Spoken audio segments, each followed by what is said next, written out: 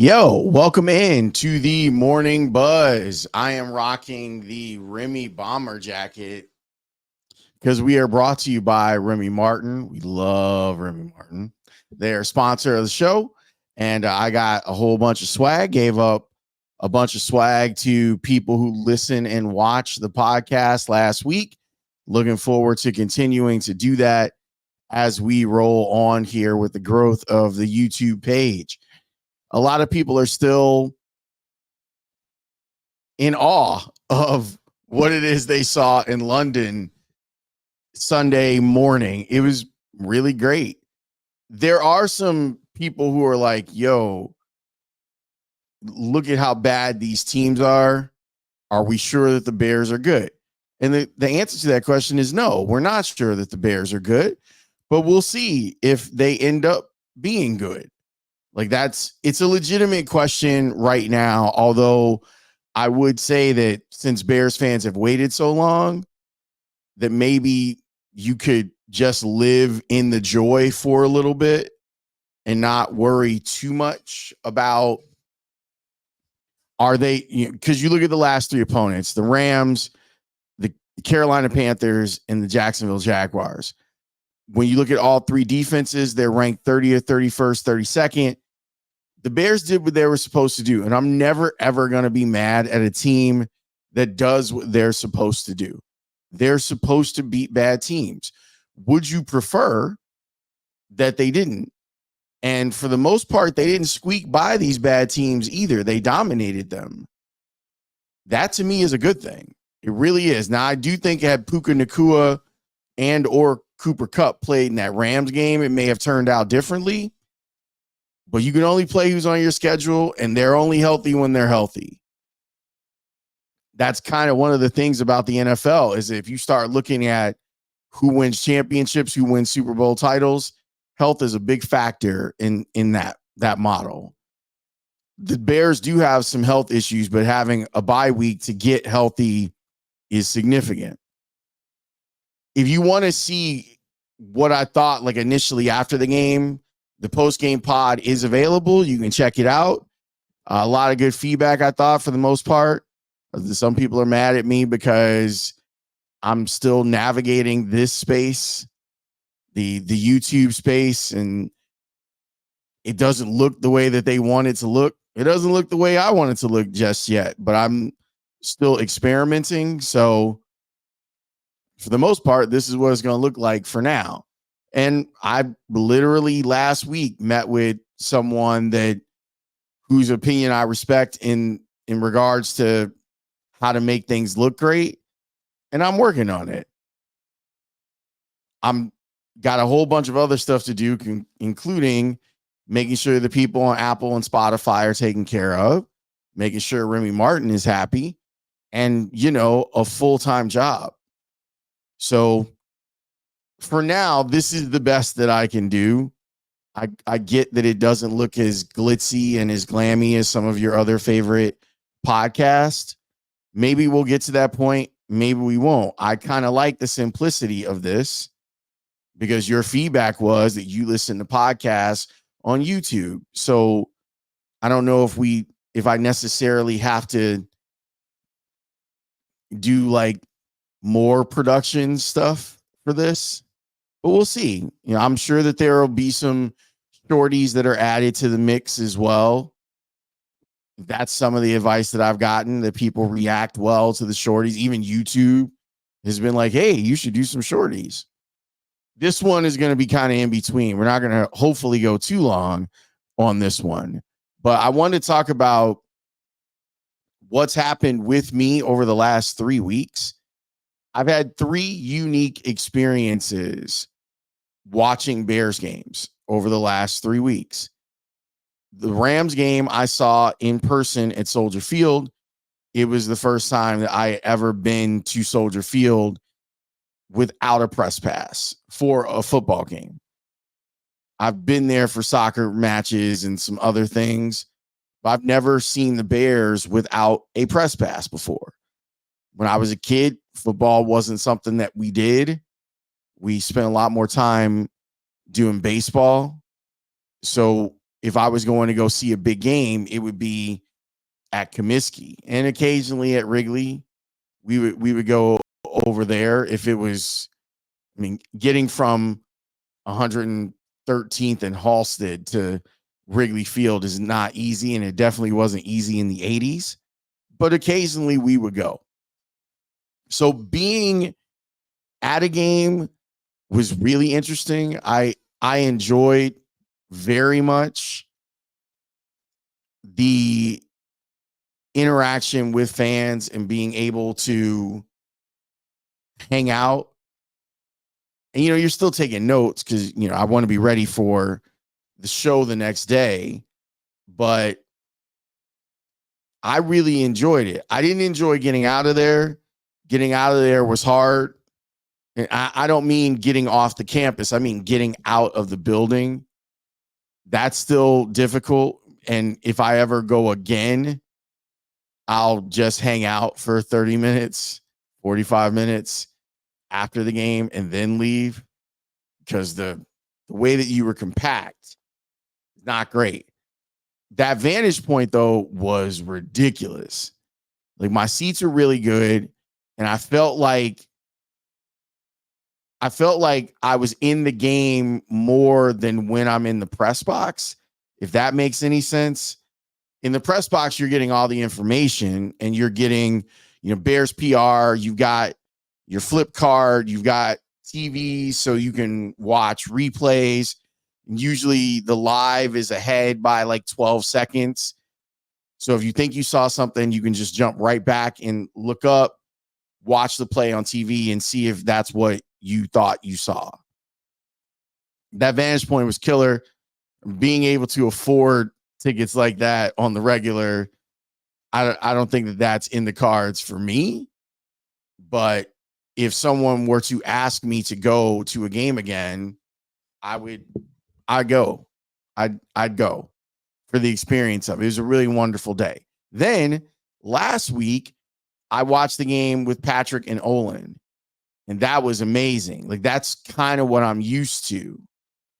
I'm used to sitting there with the guys and watching games and having these incredible conversations about football with guys who play football. It's hard to pass up. And I would tell you that if you ever get the chance, you should definitely do that. But you can't have that every week.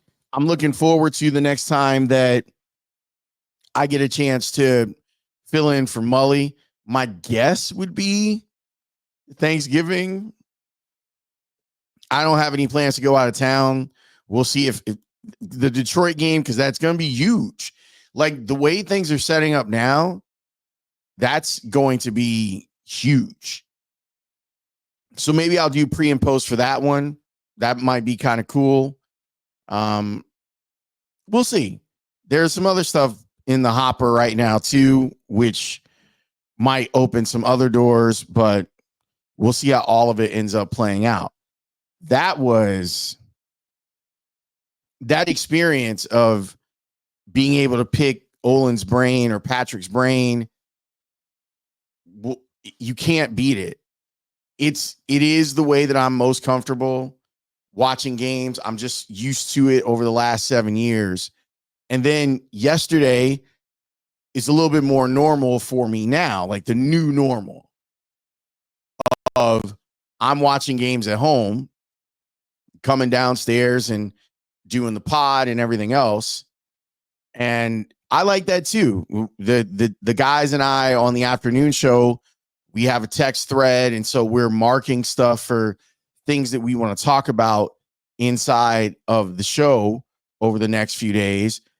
I've been thinking about whether or not because we do a turn the page segment on Wednesday. I think we might have to extend that out because there'll be no Bears game this Sunday. Maybe we turn the page on next Monday, but I'll run it past everyone when we get into our meeting in a little bit. I liked the 8:30 game, and I didn't think that I was going to. I liked it because for the most part, I am a morning person. I like getting up and getting stuff done, like working out before anyone needs me, that sort of thing. And so to come back, I took a walk to the lake. Like I got up a little later than usual, but I got up and took a walk to the lake. And that's usually about 2.5 miles for me to go to the lake and then walk around the neighborhood and come back. So it was good. You get that, you get started with your day, you watch the Bears game, and then you had the whole day. Like I had the whole NFL day to watch what Green Bay is doing. And I guess Jordan Love is legit because he's still fine. Like he still does some crazy stuff, but he's also out there doing special stuff. That Lions team is terrifying. Watching what they did against Dallas. Granted, Aiden Hutchinson now has a broken leg. That's problematic, and I feel terrible for him, the NFL sack leader. So there's opportunity for the Bears, but that bond, it seems like in Detroit, is just so strong right now. I don't know. Check this out. Like, if you go to the Lions Instagram or Twitter account, they have it posted. Their game ball thing. Look, every team, when they win, their locker room is going to be great. But if you just like really realize how the Lions players feel about Dan Campbell, it shows you the job that he's done as their coach. Like they really, truly respect him. And it's going to be hard to overcome for the Packers, the Vikings, and the Bears. But we're living in a time now where the NFC North is the division to be in. That's where we're at. Who would have thunk it? So, yeah, the bad teams that the Bears beat, they're bad. It's fair to say that. But I'd rather the Bears be sitting here at 4-2 than 3-3 or 2-4. You got to beat up the bad teams too. They're part of your schedule. And in fact, they're a significant part of your schedule. When the Bears come back and they take on Washington, now we're talking about an upgrade. Even though Arizona got beat yesterday, I think Arizona's pretty good. It'll get harder, and we'll see how the Bears handle it. But for right now, let them men live. They won. Let them come back. Let them enjoy, take a few days off, get the body clocks right, and everyone should be in a good mood. You don't have to jump to doom. Like, you don't have to jump to the part where the Bears are bad. You're not going to get any points for saying, well, I knew that this team was flawed. Every team is flawed. But one thing that we're seeing this Bears team do that we haven't seen a ton of other Bears teams do is beat bums. Beat bums up. So I think you should be happy with beating the bums up.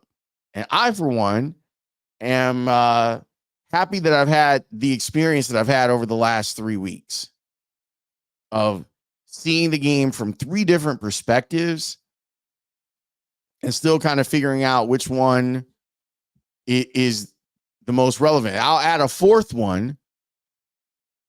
I think I'm going to go to the Arizona game, like with a press pass and all of that stuff.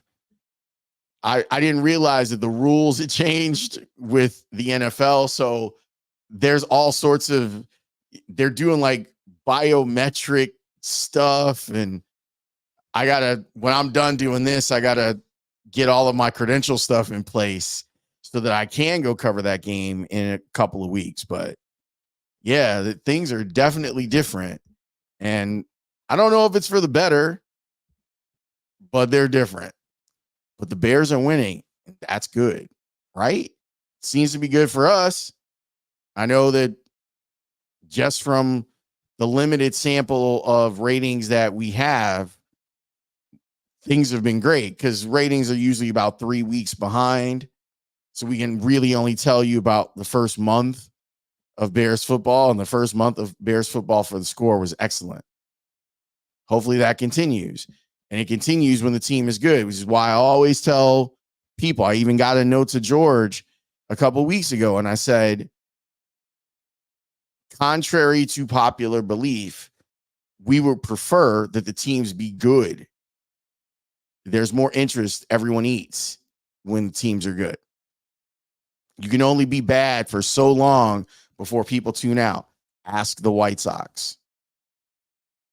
Which reminds me, later on this week, we should probably have a conversation again about CHSN, because something occurred to me as people have complained about not being able to watch it, that I don't think is entirely CHSN's fault, but it is something that they're going to have to manage.